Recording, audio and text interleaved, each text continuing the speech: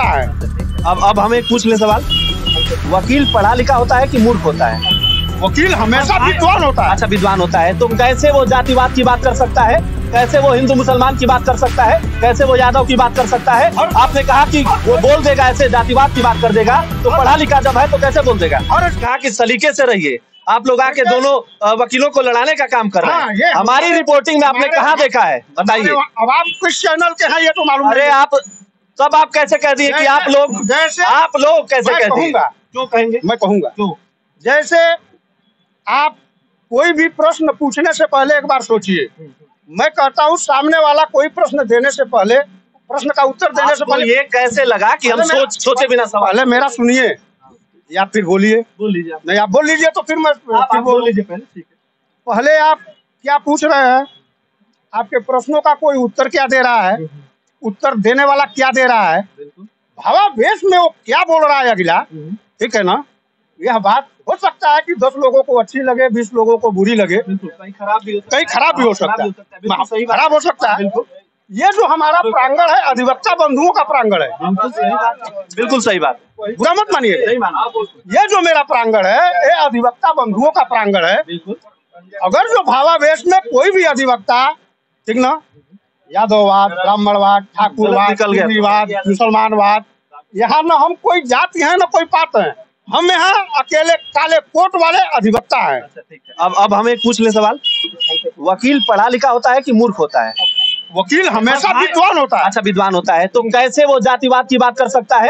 कैसे वो हिंदू मुसलमान की बात कर सकता है? कैसे वो यादव की बात कर सकता है? आपने कहा कि वो बोल देगा, ऐसे जातिवाद की बात कर देगा, तो पढ़ा लिखा जब है तो कैसे बोल देगा? हर जगह पे, हर समाज में, हर तरीके में, हर तबके में, चाहे यहाँ भी कुछ लोग हैं कि विद्वान होते हुए भी, ठीक है, जहाँ हमको लगता है भैया, हम इसलिए इतना हाइपर कभी नहीं होते हैं, जो दर्शक है वो जानते हैं, करोड़ों लोग देख रहे हैं, हम सवाल तीखा करते हैं, लेकिन हमारा तरीका हमेशा सिंपल होता है, हमेशा सलीके से सलीकेदार होता है। लेकिन जब आपने कहा कि आप लोग माहौल खराब कर रहे हैं, तब मैंने आपसे पूछा।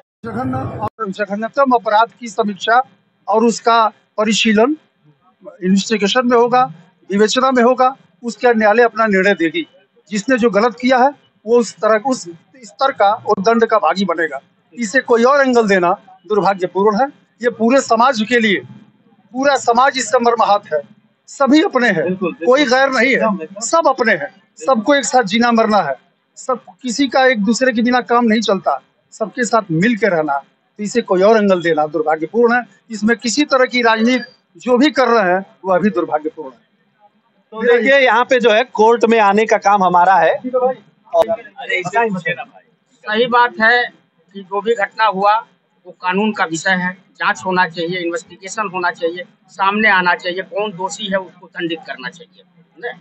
लेकिन आज सवाल, बहुत बड़ा सवाल ये खड़ा है कि जो प्रशासन की दिखाई दे रही है एक्टिविटी, वहाँ सवाल खड़ा हो रहा है। तमाम सारी चीज़ों को देखा जा रहा है, जो एक नियमबद्ध तरीका से होना चाहिए वो होता हुआ दिखाई नहीं दे रहा है। क्या होना चाहिए और क्या न्याय होना चाहिए, कानून का पालन होना चाहिए, FIR दोनों तरफ से होना चाहिए। घटनाएं दोनों तरफ हुई है, परिवार दोनों तरफ मारे गए हैं, किसी का एक मारा गया तो किसी का दो मारा गया। देखिए भैया, वकील जो होते हैं कानून के सबसे बड़े जानकार होते हैं, और कोर्ट इसीलिए होता है कि वहां पे बहस होता है। टीवी पे माँ बहन की गाली देना, कपड़े फाड़ना, पानी फेंकना, ये तो चल ही रहा है, आप देख ही रहे हैं। लेकिन हमारा तरीका आप जानते ही हैं, स्वच्छ और निष्पक्ष है और सलीकेदार है, क्योंकि हम मानते हैं पत्रकारिता एक ऐसा माध्यम है जिसकी सहायता से समाज में कुछ सार्थक बदलाव लाया जा सकता है। वकीलों के पास अलग अलग ज्ञान होता है, अलग अलग तर्क होते हैं। उन तर्कों ने आपको कैसे प्रभावित किया, हमें जरूर बताइएगा।